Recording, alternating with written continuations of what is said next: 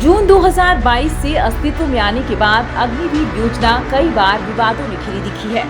अब एक बार फिर अग्निवीर योजना चर्चा में है। दरअसल अजय कुमार की मौत ने विवादास्पद सेना भर्ती योजना पर नई बहस छेड़ दी है। हम जानेंगे कि अग्निवीर योजना क्या है और यह किस तरह सामान्य भारतीय सेना से अलग है। इस योजना के तहत नौकरी पाने वाले जवानों को कौन सी सुविधाएं मिलती हैं?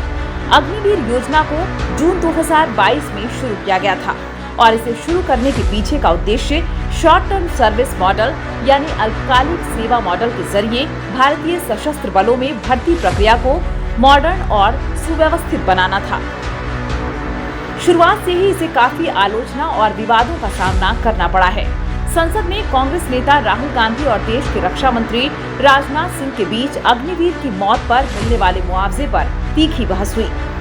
राहुल गांधी ने लोकसभा में अपने भाषण के दौरान दावा किया कि अग्निवीरों को उनकी मृत्यु के बाद किसी भी मुआवजे का हकदार नहीं माना जाता, जबकि रक्षा मंत्री राजनाथ सिंह ने कहा था कि अग्निवीरों को सरकार 1 करोड़ रुपए का मुआवजा देती है। लोकसभा में इस बहस के बाद अब इस योजना को लेकर लोगों की जिज्ञासा और भी बढ़ गई। अग्निवीर योजना को अग्निपथ योजना भी कहा जाता है और इसके तहत थल सेना, नौसेना और वायुसेना में 4 साल के लिए भर्ती की जाती है। ये भर्ती कॉन्ट्रैक्ट बेसिस पर होती है, इसलिए 4 साल के बाद इन अग्निपथ के जवानों को रिटायरमेंट दे दी जाती है। हालांकि इन्हीं अग्निवीरों में से ही 25% को सेना में अगले 15 साल के लिए नौकरी पर भी रख लिया जाता है, लेकिन ये आवश्यकता पर भी निर्भर करता है। योजना के अनुसार अग्निवीर पद के लिए देश के 17.5 से 23 साल के युवा आवेदन कर सकती हैं। हालांकि इस योजना की जब शुरुआत की गई थी तब इसमें आवेदन करने की अधिकतम आयु सीमा 21 वर्ष थी, जिसे अब बढ़ाकर 23 साल कर दी गई है। खास बात यह है कि इसके लिए लड़कियां भी आवेदन कर सकती हैं। आवेदन करने के लिए आवेदक के पास डोमिसाइल सर्टिफिकेट, 10वीं और 12वीं की मार्कशीट, अगर ग्रेजुएशन कर रहे हैं तो उसका certificate, transfer certificate, category certificate, relationship certificate, character certificate, NCC certificate और स्पोर्ट्स सर्टिफिकेट की आवश्यकता होती है। अग्निवीर की ट्रेनिंग रेजिमेंटल ट्रेनिंग सेंटर कराता है। यहाँ पहली बार अग्निवीर के जवानों का सेना के जीवन से परिचय होता है। अग्निवीरों को 31 सप्ताह की ट्रेनिंग दी जाती है और उनकी ट्रेनिंग के आधार पर ही यह तय होता है कि उन्हें कौन सी यूनिट में तैनात किया जाएगा। ट्रेनिंग पूरी होने के बाद अग्निवीरों को देश की सेवा करने की शपथ दिलाई जाती है। ऐसा करने के बाद आगे की ट्रेनिंग अग्निवीर जवानों को उनके संबंधित ट्रेड के अनुसार या ऑन द जॉब ट्रेनिंग दी जाती है। अग्निवीर के तौर पर 4 साल काम करने के बाद अग्निवीरों को सेवा निधि पैकेज के रूप में 10,04,000 रुपए मिलते हैं। पहले साल उनकी सैलरी 30,000 रुपए होती है और इसका 70% यानी 21,000 रुपए उन्हें इन हैंड सैलरी के रूप में मिलता है। 9,000 रुपए अग्निवीर कॉर्प्स फंड में जाते हैं। दूसरे वर्ष अग्निवीरों को 33,000 रुपए की सैलरी मिलती है, यानी 23,100 रुपए इन हैंड और 9,900 रुपए कॉर्प्स फंड। तीसरे साल में अग्निवीर जवान की सैलरी बढ़कर 36,500 रुपए हो जाती है। इसमें 25,500 रुपए इन हैंड सैलरी और 10,950 रुपए फंड में जाता है। चौथे और आखिरी साल में युवाओं को 40,000 रुपए की सैलरी मिलती है। इनमें 28,000 रुपए इन हैंड और 12,000 रुपए अग्निवीर कॉर्प्स फंड। वहीं भारतीय सेना के एक सैनिक को उनके पद और सेवा के आधार पर सालाना 3 लाख रुपए से लेकर 10 लाख रुपए तक की सैलरी मिलती है। स्थायी सैनिक की बेसिक सैलरी 21,700 रुपए प्रति माह से शुरू होती है और हायर रैंकिंग वाले अधिकारियों को 2,50,000 रुपए प्रति माह तक मिल सकती है। इसके अलावा सैनिकों को महंगाई भत्ता, फील्ड एरिया भत्ता और परिवहन भत्ता जैसे कई भत्ते भी मिलते हैं। ये भत्ता उनकी पोस्टिंग और रैंक के आधार पर 10,000 से 30,000 रुपए प्रति माह तक हो सकते हैं। इसके अलावा भारतीय सेना के सैनिकों को मुफ्त में मेडिकल सुविधा, कैंटीन सुविधा जैसे कई लाभ मिलते हैं। इन सुविधाओं के कारण हर महीने उनकी कई हजार रुपए की बचत हो जाती है।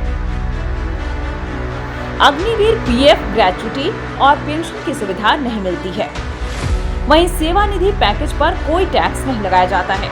स्थायी सैनिक को उसके वेतन का 50% पेंशन के रूप में मिलता है। इसके अलावा डीए भी मिलता है, जिसकी वजह से यह राशि काफी बढ़ जाती है। क्या अग्निवीर को सेना में स्थायी नौकरी मिल सकती है? तो आपको बता दें कि अग्निवीर पदों पर भर्तियों में से 25% को उनकी परफॉर्मेंस और सेना की जरूरत के आधार पर स्थायी किया जाता है। अग्निवीर के रूप में काम करने वाले युवाओं को रेलवे बोर्ड की नौकरियों में 15% तक आरक्षण मिलता है।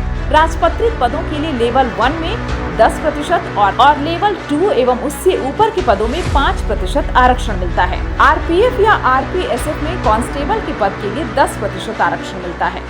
बीएसएफ या सीआईएसएफ में बीएसएफ में 10% आरक्षण। चलिए अब आपको बताते हैं कि युद्ध में शहीद अग्निवीरों के परिवार को क्या सुविधाएं मिलेंगी।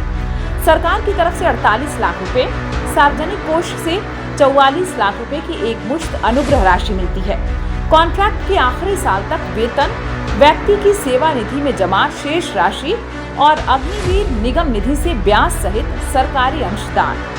सार्वजनिक निधि से 48 लाख रुपए का बीमा कवर, व्यक्ति की सेवा निधि में जमा शेष राशि और अग्निवीर निगम निधि से ब्याज सहित सरकारी अंशदान। विकलांगता के प्रतिशत के आधार पर सार्वजनिक निधि से 44 या 25 या 15 लाख रुपए की एक मुश्त राशि। 4 साल तक की असेवा अवधि के लिए पूर्ण वेतन, अग्निवीर कॉर्प्स फंड से ब्याज और सरकारी अंशदान सहित व्यक्ति की सेवा निधि में संचित शेष राशि। अब आपको बताते हैं कि युद्ध में शहीद हुए स्थायी सैनिकों के परिजनों को क्या सुविधाएं मिलेंगी।